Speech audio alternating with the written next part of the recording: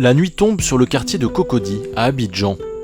Dans ses bureaux, Kyle Lumumba s'apprête comme chaque soir à lancer une discussion sur les réseaux sociaux.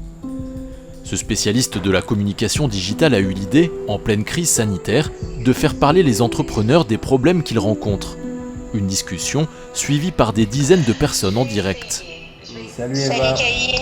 Ça va? Salut. Ce soir-là, Eva So, patronne d'une start-up sénégalaise, est à l'honneur. Pendant 1 heure sur Instagram, elle se confie sur ses difficultés et les solutions mises en place pour faire face dans cette période difficile. Des questions lui sont posées par les internautes et c'est Kai qui fait le modérateur.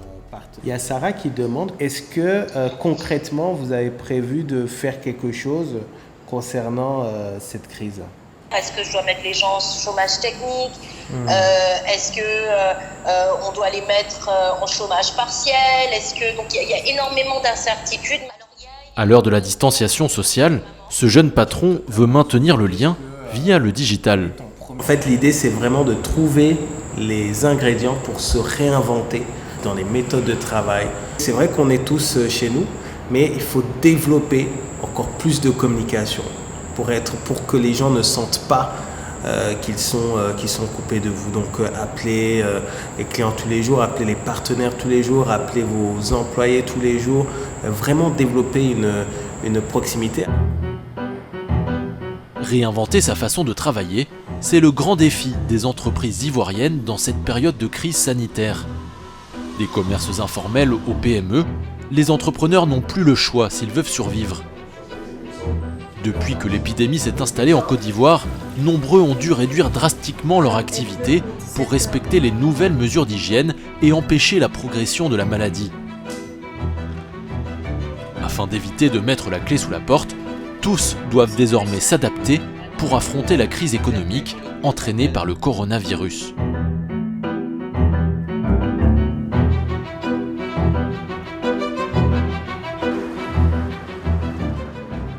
Ce matin, dans le quartier d'Angré à Abidjan, Christopher Kolosinski arrive au bureau. Salut, parfait.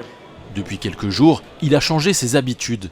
Fini les contacts physiques avec ses collègues, sa première obligation, c'est maintenant de se désinfecter les mains au gel hydroalcoolique, tout en prenant soin de garder ses distances. On respecte les mesures barrières mises en place par le gouvernement. En temps normal, il n'est pas possible de respecter la distance d'un mètre. Donc c'est surtout cette mesure-là qui nous a poussé à envoyer très tôt 75% du staff à la maison pour travailler en télétravail. Le télétravail, la nouvelle organisation mise en place par Christopher Kolosinski dès les débuts de la crise sanitaire. Dans cette société qui vend des panneaux solaires à crédit aux ménages modestes, ils ne sont plus qu'une dizaine à travailler au siège, contre 60 en temps normal.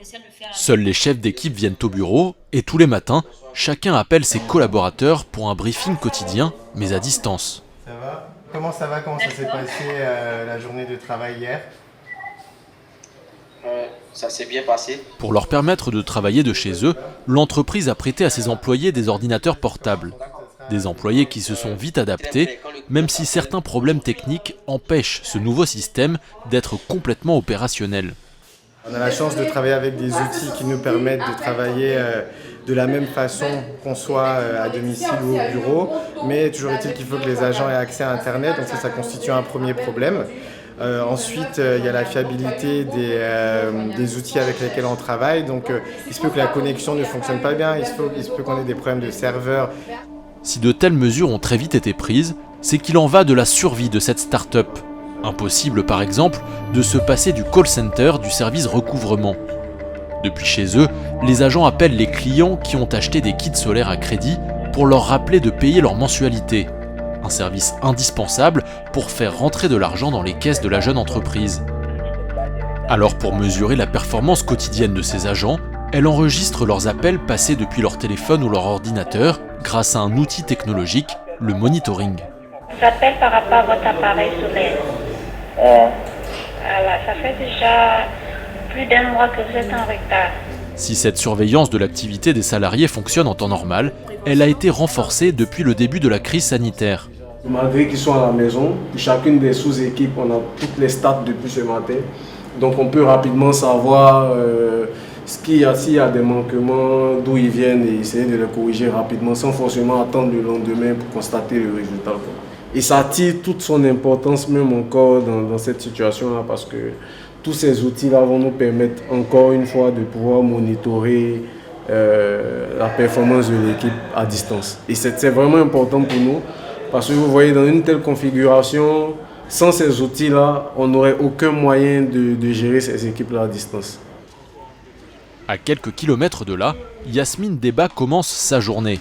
Elle n'a que quelques mètres à faire pour aller au travail.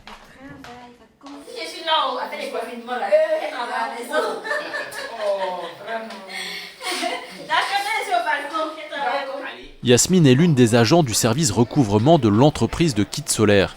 Et c'est sur ce balcon que la jeune femme a installé son bureau. Travailler depuis chez elle, un changement radical auquel elle essaie de s'adapter tant bien que mal. On est en confinement, mais on n'est pas en vacances, on n'est pas en congé. Hein. Le travail continue. Il continue bien qu'on soit à la maison. Il y a des heures quand même qu'on on est censé être au travail. Quand je suis à la maison, j'essaie de garder le même rythme comme si j'étais au bureau. D'autant que Yasmine le sait, sa performance est évaluée au quotidien. Obligé de faire le travail, obligé parce qu'en fin de journée, il y a toujours un rapport qu'on doit envoyer. Allô? Ces journées, elle les passe au téléphone, mais pas toujours facile de se concentrer dans cet appartement familial où vivent également son frère, sa femme et leurs 2 enfants. Surtout que les écoles sont fermées et les parents eux aussi travaillent de chez eux. C'est un travail qui a vraiment besoin de concentration avec des câbles. Voilà, avec cette atmosphère, comme je disais tout à l'heure, au balcon, le bruit de la voiture, des personnes qui passent dans la rue, la télévision, les enfants, tout ça, ça fait trop. On se concentre. Si dans le secteur des services, les employés vont pouvoir continuer en télétravail, impossible de mettre en place cette méthode dans l'industrie. Pourtant, pour survivre, il faut continuer à produire tout en respectant les mesures sanitaires. Dans la zone industrielle de Bonoua, à 1 heure d'Abidjan, les usines n'ont pas eu d'autre choix que de s'adapter à l'arrivée du coronavirus en Côte d'Ivoire. Ici, la température des employés est désormais contrôlée chaque matin à leur arrivée. Après le lavage des mains obligatoire, Ali Fares, le directeur général, réunit ses équipes pour un point quotidien sur les règles d'hygiène. Les principales mesures sont le port du masque, le lavage des mains obligatoire et bien évidemment la distanciation sociale. Des mesures de base qui revêtent une importance primordiale dans cette unité de production agroalimentaire. Car si le virus venait à contaminer un employé et se propager dans l'entreprise, Ali Fares pourrait mettre la clé sous la porte, et ce, quelques semaines seulement après avoir inauguré l'usine. La production d'eau minérale et de jus de fruits a démarré il n'y a même pas un mois. Ça pourrait être un désastre parce qu'il faudrait mettre en quarantaine toute l'entreprise et il faudrait retracer les faits et gestes du salarié pour voir quelles sont les personnes avec qui il a été en contact et les mettre en quarantaine et pourrait provoquer un arrêt de production pendant une durée indéterminée, oui. Dans cette usine, impossible de pratiquer le télétravail. Il a donc fallu s'adapter en urgence. Sur les lignes de production, les employés sont désormais moins nombreux, 28 au lieu de 40, pour respecter le mètre de distanciation réglementaire. Afin de maintenir le même niveau de production, les journées de travail du personnel restant ont été rallongées. La stratégie du directeur, produire tant que possible pour constituer des stocks et pouvoir ainsi continuer à livrer ses clients, même si l'usine devait s'arrêter de tourner. Pour l'instant, ça va, on réussit encore à gérer. Nous sommes chanceux, nous avons de grosses capacités de production, donc ça nous permet de produire des grosses quantités sur des petites plages horaires et donc réaménager notre personnel de travail. Donc pour l'instant, ça nous impacte peu. On espère que nos ventes vont justement pas décliner avec cette crise. JB, il va où ce camion? Là, on est en train de le charger pour SBB Socofrère. Ok. Voilà. Avec la crise du coronavirus, ce sont principalement les livraisons qui sont impactées. Car le couvre-feu décrété par le gouvernement s'applique également sur le transport de marchandises. Conséquence, les produits de l'entreprise mettent plus de temps à arriver à destination. De 6h à 9h, les camions ne sont pas autorisés en temps normal à circuler. Et donc à cela s'ajoute un couvre-feu qui démarre à 21h jusqu'à 5h du matin. C'est-à-dire ce qui nous laisse très peu de temps pour pouvoir livrer nos clients de l'intérieur du pays. Sur Abidjan, ça ne pose pas réellement de problème, mais quand vous voulez livrer San Pedro, Daloa ou Korogo ou Mans, ce transport peut vous prendre plusieurs jours. Pour l'heure, les impacts financiers de la crise sont encore supportables pour cette grande entreprise qui s'est très vite adaptée à la nouvelle situation sanitaire. Mais les PME les plus petites, elles, sont encore plus exposées et craignent pour leur avenir.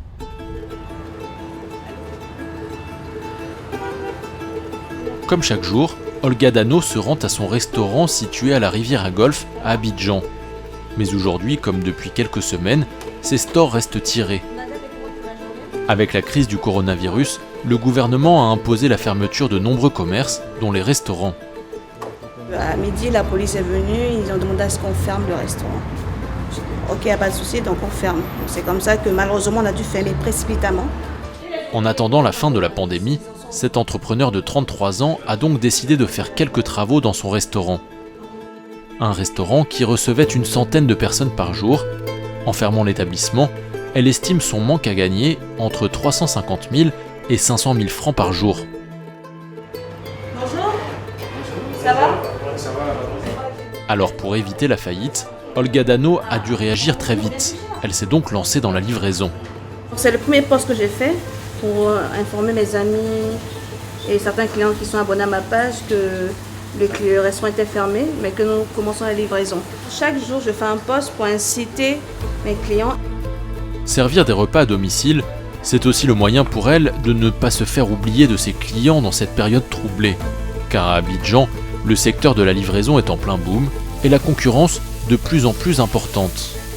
J'ai plusieurs clients qui ont pris l'habitude de manger 2 à 3 fois les burgers en semaine. Faut pas qu'ils nous oublient, il faut que ça reste dans leur tête que Christie's est là, Christie's fait tout son possible pour pouvoir maintenir les relations entre le restaurant et notre clientèle. Au total aujourd'hui, Olga et son équipe vont préparer une trentaine de commandes, principalement des hamburgers et des frites. On a des commandes pour 11 heures, donc vous engagez déjà les frites pour 11 heures, on va engager les premières commandes.